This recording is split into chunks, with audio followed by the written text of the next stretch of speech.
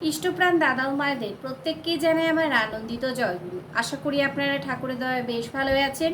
আমিও ঠাকুরের দয়ায় বেশ ভালোই আছি। প্রত্যেক দিনের মতো আজও পরম প্রেমময় শ্রী শ্রী ঠাকুর অনুকূলচন্দ্রের বাণী গ্রন্থ পাঠ করব এবং তার ব্যাখ্যা করার একটু চেষ্টা করব যতটুকু আমি বুঝি। আপনারা আমার ভিডিওগুলো দেখছেন, ভালো লাগছে আপনাদের, আমারও খুব ভালো লাগছে এবং সেই ভিডিওগুলো আপনারা শেয়ার করছেন এবং সেই ভিডিও শেষে আমাকে কমেন্টসও করছেন, খুবই ভালো লাগছে। ঠাকুরের কথা অন্ততপক্ষে সারাদিনের মধ্যে একটু হলেও শোনা হচ্ছে, আর যা একটু আমারও হচ্ছে, আপনাদেরও আমার ভিডিওর মাধ্যমে হচ্ছে, তাতে সবারই মঙ্গল। ঠাকুরের কথা যে যত করতে পারবে তারই মঙ্গল।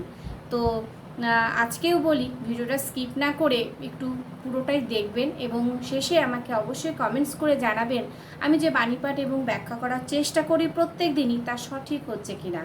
আর যতটুকু আমি বুঝি ঠিক ততটুকুই কিন্তু আমি বাণীপাঠ করার ব্যাখ্যা করার চেষ্টা করি। তো অবশ্যই আপনারা আমাকে কমেন্টসে কিন্তু জানাবেন, এটা কিন্তু আপনাদের কাছে আমার অনুরোধ রইল। তো আজকে শুরু করছি পরম প্রেমময় শ্রী শ্রী ঠাকুর অনুকূলচন্দ্রের নারীর নীতি গ্রন্থ পাঠ। স্বামীর পাতিত্বে স্ত্রীর দায়িত্ব। স্বামীর আদর্শচ্যুতিতেই স্বামী বাস্তবিকভাবে পতিত হইয়া থাকেন। প্রথমের বাণীপাঠটার মধ্যেও রয়েছে স্বামীর পাতিত্বে স্ত্রীর দায়িত্ব। স্ত্রীর দায়িত্ব কি সেটাই বলা হচ্ছে। স্বামীর আদর্শচ্যুতিতেই, স্বামী যদি আদর্শ থেকে চ্যুত হয়ে যান, বাস্তবিকভাবে তিনি কিন্তু পতিত হয়ে যাবেন। আদর্শ যদি ঠিক না থাকে তাহলে কিন্তু তিনি পতিত হবেনই। আর স্বামীর পতিত হওয়ার চাইতে স্ত্রীর অমর্যাদা আর কি হইতে পারে। স্বামী যদি পতিত হয় তাহলে স্ত্রীর অমর্যাদা আর কি হইতে পারে। স্ত্রীর ভীষণ অমর্যাদা হয়। এমনতর পাতিত্বে পতিত্বের অপলাপ ঘটিয়া থাকে। লক্ষ্যে অটুট থাকিয়া স্বামীকে লক্ষ্যে তুলিয়া ধরিও। বাণী সংখ্যা 116। স্বামীর আদর্শ, স্বামীকে আদর্শচ্যুতি যদি হয়ে থাকে তাহলে বাস্তবিকভাবে স্বামী পতিত হয়েই থাকবেন। তাই স্বামীর আদর্শ, তাকে আদর্শমুখী করে তুলতে হবে। আদর্শমুখী করে তুলতে গেলে ঠাকুরের পথে নিয়ে যেতে হবে। ঠাকুর যেভাবে বলছেন, যেমন করে বলছেন, যা করলে আমাদের জীবন ও বৃদ্ধি, বাঁচবো এবং বাড়বো, সেটাই হচ্ছে ধর্ম। সেইভাবে আমাদের চলতে হবে ঠাকুর যেভাবে বলেছেন।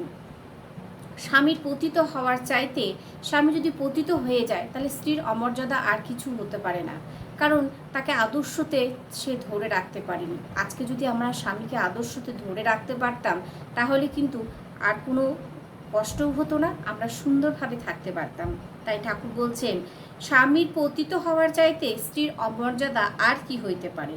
এমনতর পাতিত্বে পতিত্বের অপলাপ ঘটিয়া থাকে। এইরকম পাতিত্বে কিন্তু পতিত্বের অবলাপ ঘটিয়া থাকে।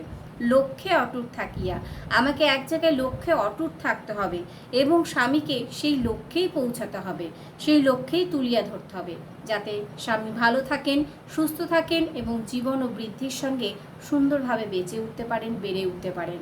আর সেই আদর্শ আমাদের পরম পিতা পরম প্রেমময় শ্রী শ্রী ঠাকুর অনুকূলচন্দ্র, সেভাবেই আমাদের চলতে হবে। জয়গুরু প্রত্যেককে।